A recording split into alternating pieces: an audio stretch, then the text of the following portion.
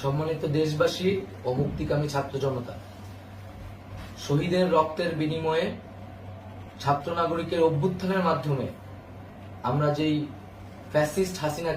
হাসিনার পতন ঘটিয়েছি এবং একটি নতুন বাংলাদেশের আকাঙ্ক্ষা করছি, তাকে নস্যাৎ করতে বিভিন্ন শক্তি ইতিমধ্যে তৎপর হয়েছে এবং নানা ধরনের ষড়যন্ত্র এবং পরিকল্পনা করা হচ্ছে। আমরা মুক্তিকামী ছাত্র জনতার পক্ষ থেকে স্পষ্টভাবে বলতে চাচ্ছি যে এই বাংলাদেশকে ফ্যাসিবাদী রেজিম থেকে মুক্ত করার জন্য এবং একটি নতুন বাংলাদেশ, জনগণের বাংলাদেশ প্রতিষ্ঠার জন্য সকল ধরনের ষড়যন্ত্রকে নস্যাৎ করার জন্য, প্রতিহত করার জন্য বাংলাদেশের ছাত্র জনতা কিন্তু সদা প্রস্তুত রয়েছে। আমরা দেখতে পাচ্ছি নানান জায়গায় লুটপাট, সহিংসতা এবং সাম্প্রদায়িক হামলার মতো ন্যাক্কারজনক ঘটনা ঘটছে। আমরা এর তীব্র নিন্দা জানাচ্ছি